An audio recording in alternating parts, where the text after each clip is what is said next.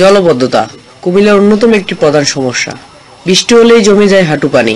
বুধবার দুপুর থেকে টানা বৃষ্টি, জলবদ্ধতায় চরম বিপাকে পড়ে নগরবাসী।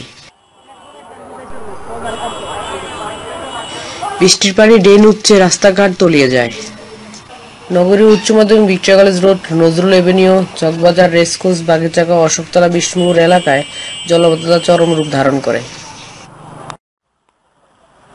নবনির্বাচিত নগরপিতার নিকট এই জলবদ্ধতা দূর করার জন্য আহ্বান জানান কুমিল্লাবাসী। কাছে আমাদের কুমিল্লাবাসীদের তরফ থেকে এটাই প্রত্যাশা করি যে যেহেতু আসন্ন বর্ষা মৌসুমে এখানে প্রচুর পানি জমে কুমিল্লা শহরে বিভিন্ন আনাচে কানা, এই অবস্থা থেকে উত্তরণের জন্য উনি যেন অগ্রাধিকার ভিত্তিতে এই জিনিসটা হাতে নেয়। এটা আমাদের জনগণের সবার প্রত্যাশা, ওনার কাছে অনুরোধ থাকবে। আমি সাধারণ মানুষের পক্ষ থেকে ওনার কাছে আশা করি এটা দ্রুত সমাধান উনি করবেন। মেয়রের কাছে আমার আবেদন যে এই সমস্যা দেখা যাচ্ছে যে